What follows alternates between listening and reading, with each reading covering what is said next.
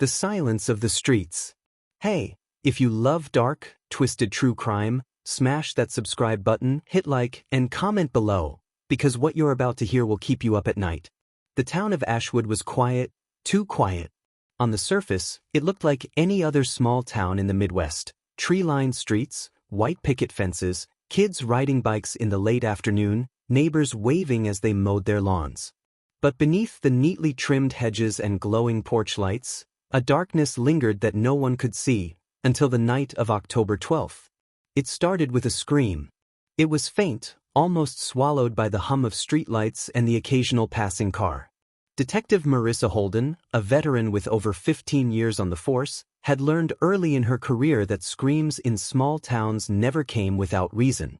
By the time she arrived at 9:42 p.m., the first responders were already there, surrounding a house on Maple Avenue, a quiet cul-de-sac lined with maple trees that had just begun to shed their leaves for autumn. Inside, the scene was chilling. The living room was bathed in the flickering orange of a single overturned lamp. Furniture lay overturned as if a struggle had taken place. But it wasn't the chaos that froze Marissa's blood, it was the body. A young man, barely 23, sprawled across the carpet, eyes wide open, staring at something unseen. The police cordoned off the area quickly, but even through the yellow tape, the sense of unease was palpable. The entire town seemed to hold its breath. Marissa crouched beside the victim, taking in the details: shallow bruising along his forearms, a smear of blood on the floor, and a notebook that had been ripped from his hands. On its pages, cryptic notes were scribbled. "He watches. Boys, trust no one." The words were jagged, hurried, and unsettling. Marissa's gut tightened. This wasn't just a crime of passion. This was meticulous, calculated. Meanwhile, the neighbors whispered among themselves, offering fragmented stories. A late-night visitor seen leaving the house. Strange headlights in the driveway days before. The victim had recently returned to Ashwood after a long absence, and nobody really knew why. But everyone knew one thing: someone in this town was hiding something, and that someone might still be walking among them. The next morning, Marissa and her partner, Detective Lucas Rivera, sat in the dimly lit precinct, reviewing the case. They had a name: Daniel Carter. A young man with a quiet demeanor, a bookstore job, and a few close friends who swore he was too good to be true. But the notebook suggested Daniel had uncovered something dangerous, something that someone didn't want him to reveal. By the end of that first day, the investigation turned up something even more unsettling. Surveillance footage from a street camera revealed a shadowy figure leaving the house just minutes before the police were called. The figure moved with a precision that suggested familiarity with the home. It wasn't a random break-in. It was someone who knew Daniel, and perhaps knew him too well. As the town absorbed the shock, rumors spread. Some claimed they had seen strangers at night, vans parked along the outskirts, odd figures slipping into alleyways. Others insisted it was an inside job, a jealous friend, a hidden feud, a secret no one should have unearthed. The tension was palpable. Ashwood, the town that prided itself on knowing everyone's business, suddenly became a maze of suspicion. Marissa dug deeper, interviewing Daniel's friends and family. Everyone described him as cautious, even paranoid at times. He had been investigating something locally, a series of disappearances that hadn't made the national news, strange events that the police had dismissed as coincidences. Daniel believed they weren't coincidences at all. He had been mapping connections, scribbling notes, and speaking in hushed tones to anyone who would listen. But who would listen when everyone is too afraid to see what's really happening in their own backyard?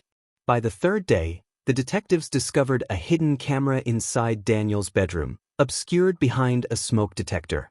It had captured footage of people entering the house when Daniel wasn't home.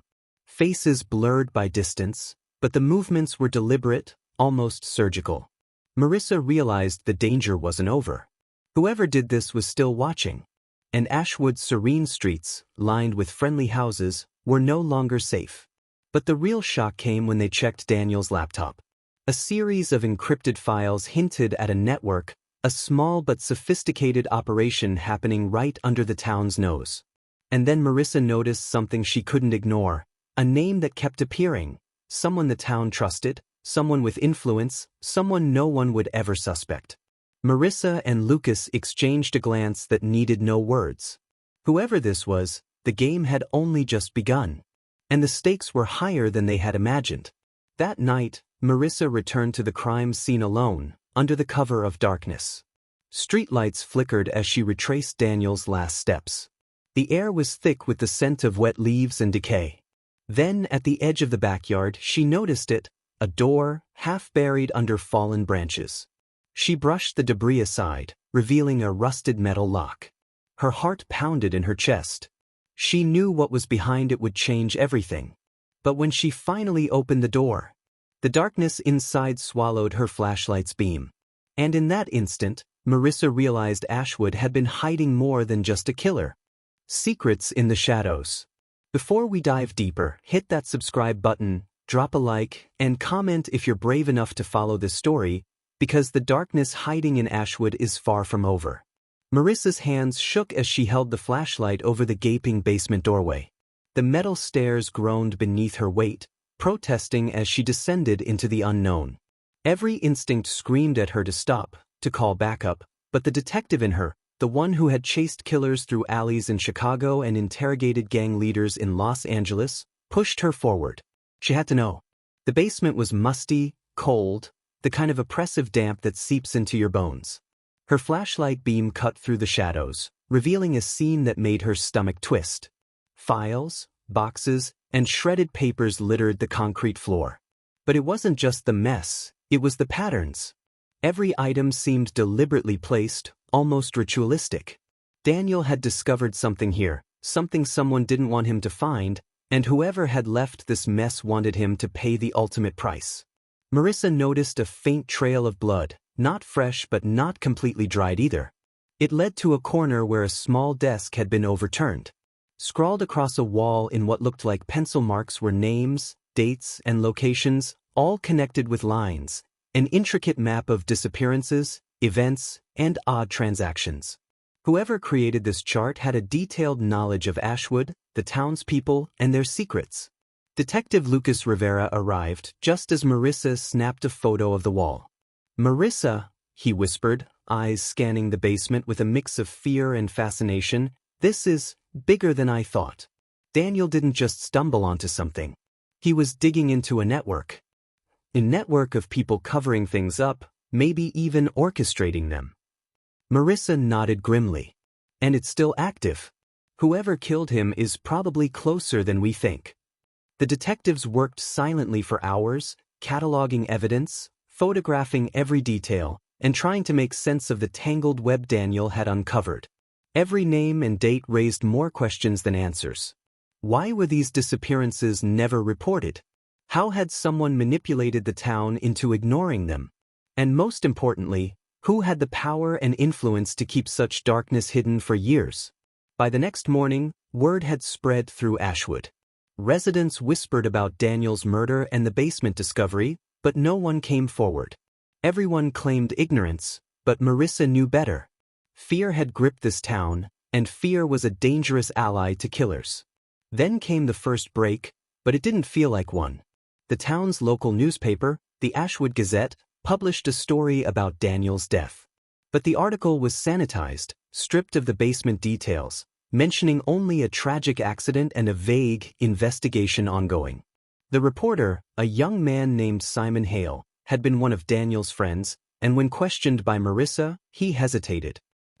"I just don't want to get anyone in trouble," he muttered, eyes darting nervously. Some people are dangerous here." Marissa felt the weight of his words. She had read the signs before. In small towns, people protect each other, not always out of loyalty, but out of fear. And whoever Daniel had been tracking, they had influence, reach, and a readiness to strike fear into anyone who threatened to expose them. Days turned into a tense week. Marissa and Lucas followed leads. Abandoned warehouses on the outskirts, suspicious bank transactions, phone records pointing to unregistered numbers. And all the while, someone was watching. Surveillance cameras caught glimpses of a van parked near Daniel's apartment. Shadows moved along the streets late at night. The detectives felt it in their bones. The killer wasn't done. Then came a call that made Marissa's blood run cold. It was from Daniel's sister, Emily. "Detective, you have to come quick," she cried, her voice trembling. "My house, someone's been here. They took everything. My laptop, my journal, the files Daniel left me. I think they're coming after me next." Marissa grabbed her coat and rushed over, Lucas at her side. Emily's home was ransacked, drawers emptied, papers scattered, computers missing. Whoever had done this was careful, efficient, and clearly knew the family's movements. And like Daniel, Emily had been silent witnesses to something terrifying. That night, the detectives stayed with Emily. They set up cameras, monitored calls, and kept watch. But Ashwood had eyes everywhere, or so it seemed. Every shadow seemed alive, every movement suspicious. And then, just past midnight, they caught a glimpse, a figure slipping silently past the window, disappearing into the darkness. The soundless intrusion confirmed their worst fears. The killer was still among them, bold enough to toy with the investigators themselves. The following days revealed more chilling connections. Daniel's notebook contained mentions of local officials, business owners, even members of the fire department. Each person, in theory, was respected, ordinary, unremarkable. But Marissa realized that small-town respectability often masks corruption, greed, and cruelty. Every lead, every interview, added to a growing suspicion.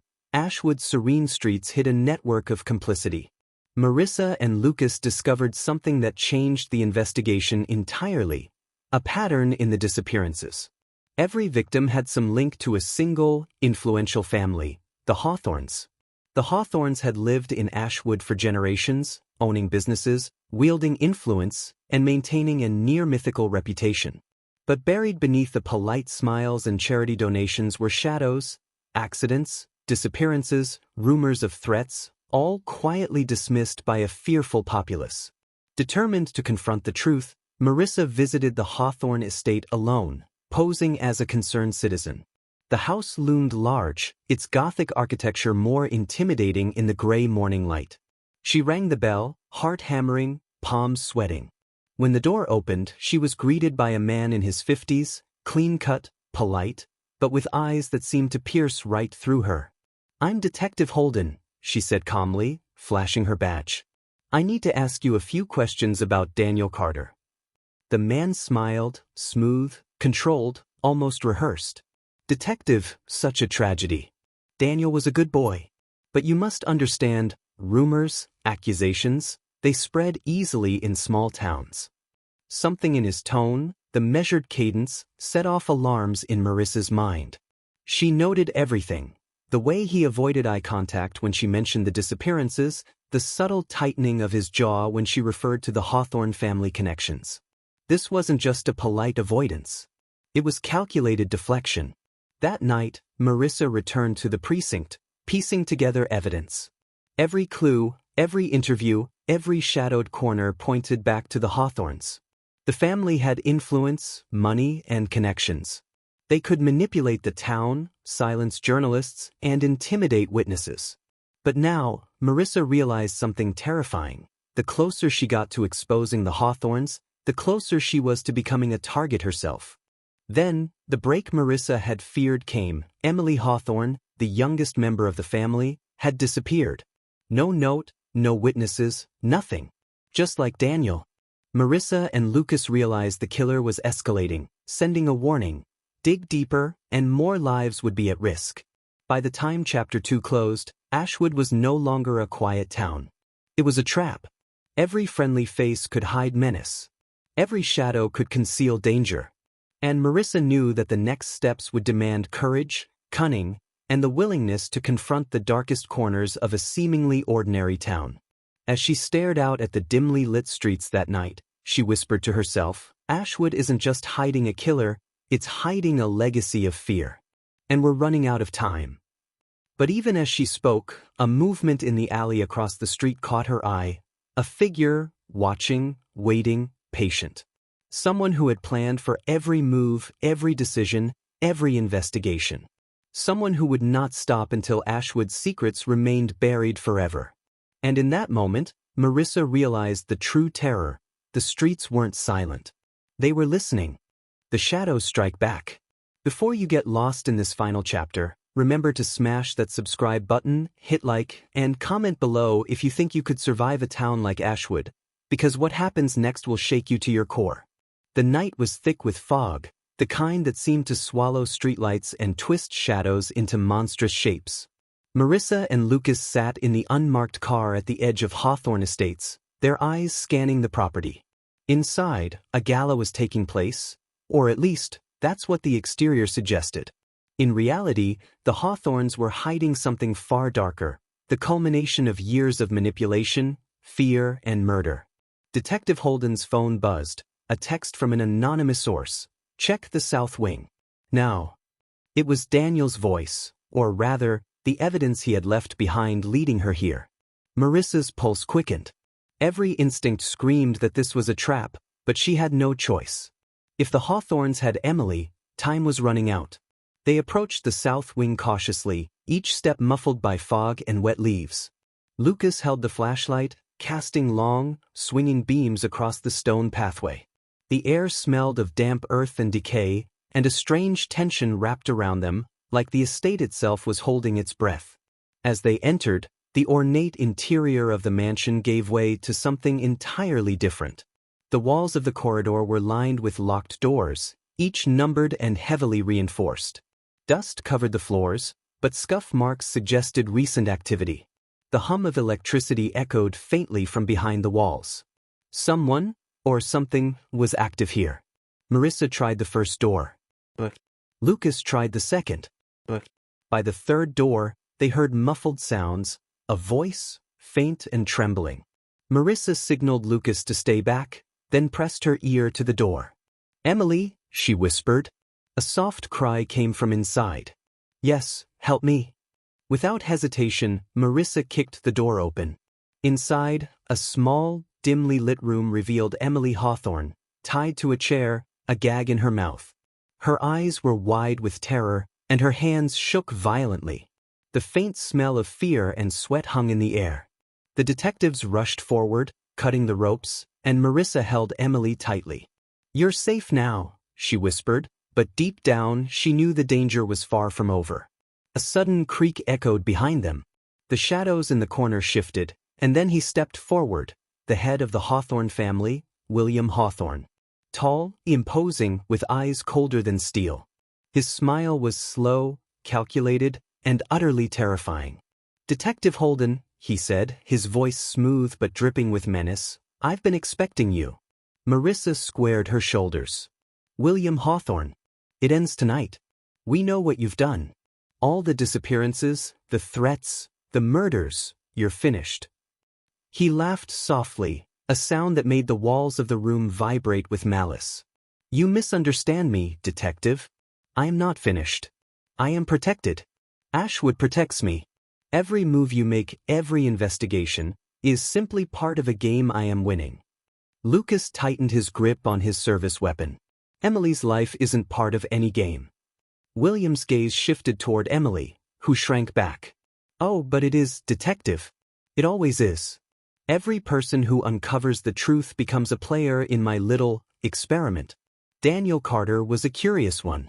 Too curious. Emily, unfortunately, inherited that same curiosity. The room seemed to close in on them. Marissa's mind raced. She needed a strategy, any strategy. She studied William's movements, the slight twitch in his right hand, the way his eyes flicked toward the doorway as if expecting reinforcements. Then she remembered Daniel's notes, the patterns of the disappearances. The Hawthornes didn't just act alone. They had enablers, hidden allies who did their bidding. Marissa whispered to Lucas, "We need a distraction. On my mark." She raised her voice, calling out, "You're finished, William. The town sees you now." He froze, startled, and in that split second, Lucas hurled a heavy metal chair across the room. William dodged, but the sudden chaos gave Marissa the chance to tackle him to the floor. They struggled violently, fists and determination clashing. Emily screamed, which only intensified the tension, making the mansion walls echo with fear. Finally, with a combination of brute force and precise moves honed over years of investigation, Lucas and Marissa subdued William, cuffing him before he could call for backup. But the relief was short-lived. A sudden alarm blared. Hidden cameras throughout the mansion had triggered a silent alert. The Hawthorne's enforcers were on their way. Marissa grabbed Emily. "We move now." They sprinted through the corridors, dodging traps, pushing open doors, and narrowly avoiding hidden security measures. The mansion seemed alive, designed to ensnare intruders. And yet, the detectives pressed forward, each step a race against time. Outside, the fog thickened. The estate's perimeter was guarded, but Marissa and Lucas had anticipated this. Emily, guided between them, clung to Marissa as they slipped through a maintenance exit that Daniel had mapped in his notes. Behind them, the mansion erupted with noise, yells, shouting, and the unmistakable sound of pursuit. They reached their vehicle, breathless, hearts hammering. As Lucas started the engine, Marissa glanced back. The silhouette of William Hawthorne appeared at the top of the mansion stairs, arms raised, as if he could command the fog itself to stop them. His face twisted in fury, rage, and the satisfaction of someone who had long believed themselves untouchable. But for once, he was wrong. Police cars converged on. The estate, responding to an anonymous tip Marissa had left moments before entering. Within minutes, William and his key enforcers were in custody. Ashwood's shadows began to unravel. The disappearances, the threats, the network of fear, they were finally being exposed. In the aftermath, the town of Ashwood faced a reckoning. Families who had ignored warning signs, neighbors who had turned a blind eye, and officials who had allowed fear to dictate action were all forced to confront the reality that evil had lived among them for decades. The Hawthorne legacy, carefully cultivated, crumbled in public view. Emily Hawthorne, traumatized but alive, became a key witness. Her testimony revealed how her family had manipulated the town, silenced victims, and maintained control through fear, bribery, and intimidation. Daniel Carter's work, once thought lost, became the roadmap for bringing justice to the dozens of families who had suffered in silence. Marissa and Lucas, exhausted but resolute, documented every detail, knowing the story would shock the nation once publicized. And yet, even as the town celebrated the end of one chapter, Marissa couldn't shake the uneasy feeling that darkness always finds a way to hide. 3 months later, while reviewing newly discovered files from the Hawthorne estate, Marissa noticed a pattern she hadn't seen before.